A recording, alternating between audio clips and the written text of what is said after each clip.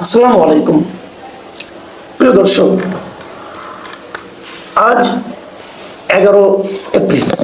গত 12 মার্চ যখন নাকি ত্রয়োদশ সংসদের প্রথম অধিবেশন শুরু হয়, সেদিনই কিন্তু অন্তর্বর্তীকালীন সরকারের যে অধ্যাদেশগুলি ছিল, মানে 133টা অধ্যাদেশ, সেগুলো সংসদে উত্থাপন করা হয়।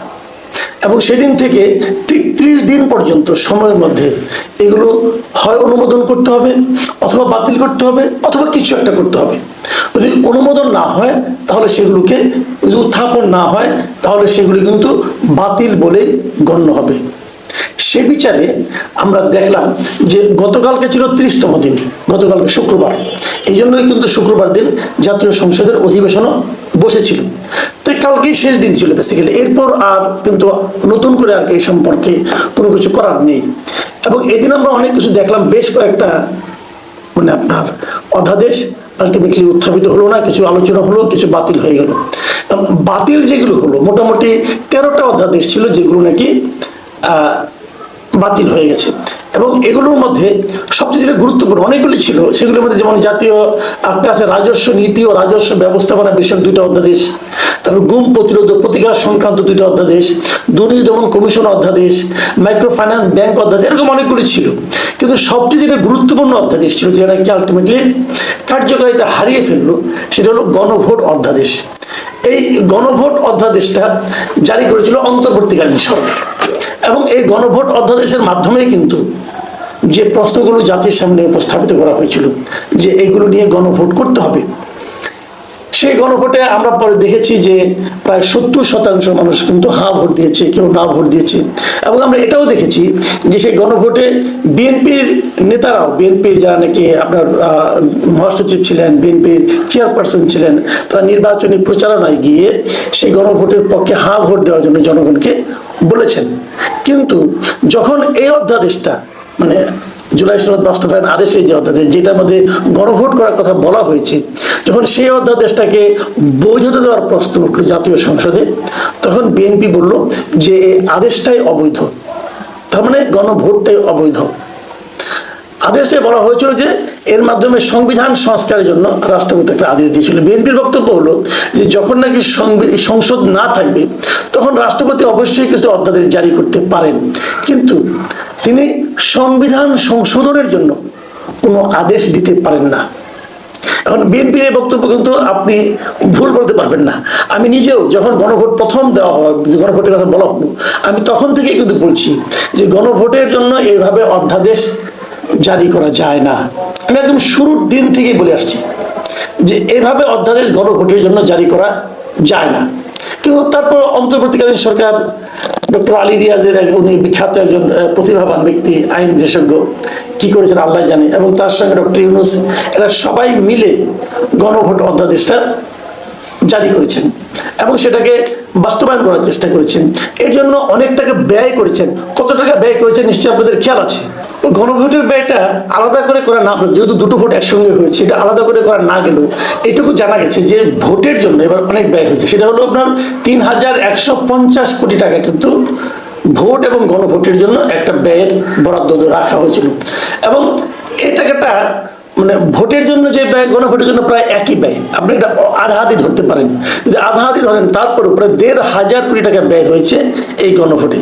কেবল এটুকুই শেষ নয়, কিন্তু তারপরে এই গণভোটের জন্য প্রচারণা চালানোর জন্য বিভিন্ন মন্ত্রণালয়কে বরাদ্দ দেওয়া হয়েছিল 140 কোটি টাকা, যে এই টাকা দিয়ে তোমরা গণভোটের পক্ষে প্রচারণা চালাবা। সেই প্রচারণা আমরা দেখেছি। সেই প্রচারণা হলো তারা সবাই মাঠে নেমেছিল যে গণভোটের পক্ষে হ্যাঁ ভোট দেওয়ার জন্য।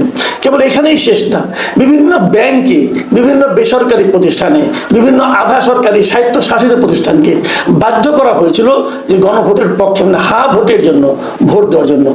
পরবর্তী সময় দেখা গেছে যে এই কোনো সরকারি কর্মকর্তা হ্যাঁ অথবা না ভোটের জন্য, মানে কোনো ভোটের কোনো কোথায় ভোট দিতে হবে এই সংক্রান্ত কোনো প্রচারণা চালাতে পারবেন না। যদি পারেন সেটা হবে, যদি সেটা করেন তাহলে সেটা হবে দণ্ডনীয় অপরাধ।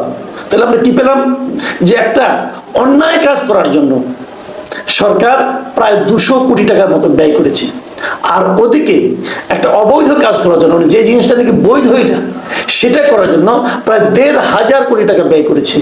কে করেছে? ইউনূস সরকার করেছে। করাটা কি ঠিক ছিল? তার হচ্ছে বড় কথা, এটা করাটা কি প্রয়োজন ছিল? এখন তো সেটা মানা হচ্ছে না। তারা যেটা করেছে, বিএনপি স্পষ্টতই বলেছে যে আমরা জুলাই সনদ বাস্তবায়ন করব, কিন্তু গণভোটে যেভাবে বলা হয়েছে সেভাবে আমরা করবো না, আমরা আমাদের মতো করে করব। অনেকে বলছেন তাহলে 70% ভোট যে গণভোটে দিল, তাহলে এই জনগণের এই রায়ের কি কোনো মূল্য নাই? আমি আপনাকে প্রশ্ন করি, যিনি এই অনুষ্ঠান দেখছেন তাকে প্রশ্ন করি, গণভোটের যে 4টা প্রশ্ন ছিল, আপনি কি ওই প্রশ্নগুলো বুঝে বুঝে ভোট দিয়েছেন? Simple question. আমার জানা মতে, আমার ধারণা মতে, এই গণভোটে যারা ভোট দিয়েছেন তাদের মধ্যে মানে 98% বলবো আমি, তারা বুঝেনি নাই তাদের কি ভোট দিতে হবে, কেন হা ভোট দিতে হবে, কেন না ভোট দিতে হবে। কারণ ওখানে 4টা প্রশ্ন ছিল, 4টা প্রশ্নের জন্য একটা উত্তর। এটা আসলে ইম্পসিবল।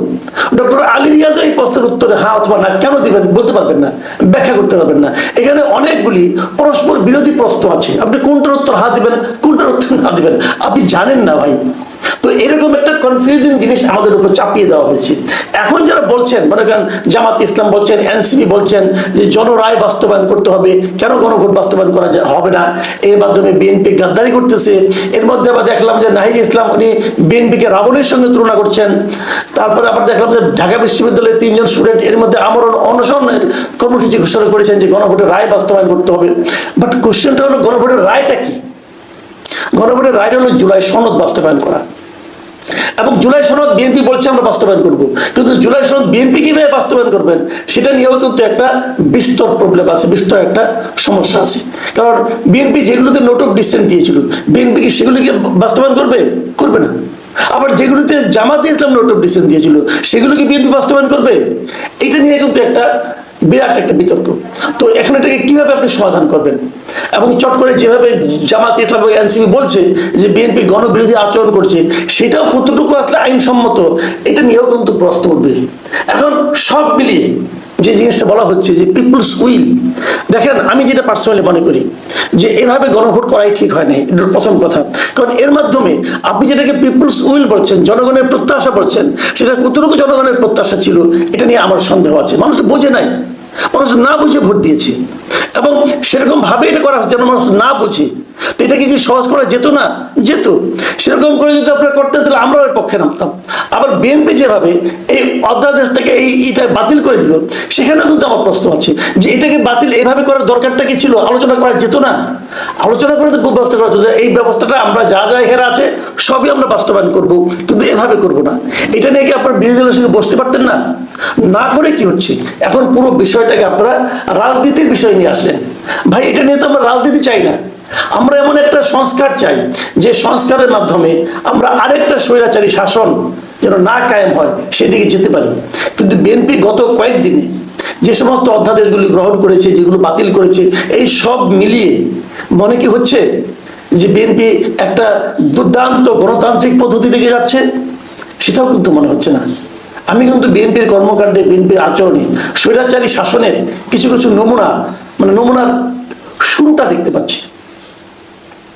এটা কতদিন চলবে, কিভাবে চলবে আমি জানি না, কিন্তু একটা সরকারের 2 মাস হয়নি, এখনই যদি তাদের কর্মকাণ্ডের কারণে মানুষ আবার রাস্তায় নেমে আসে।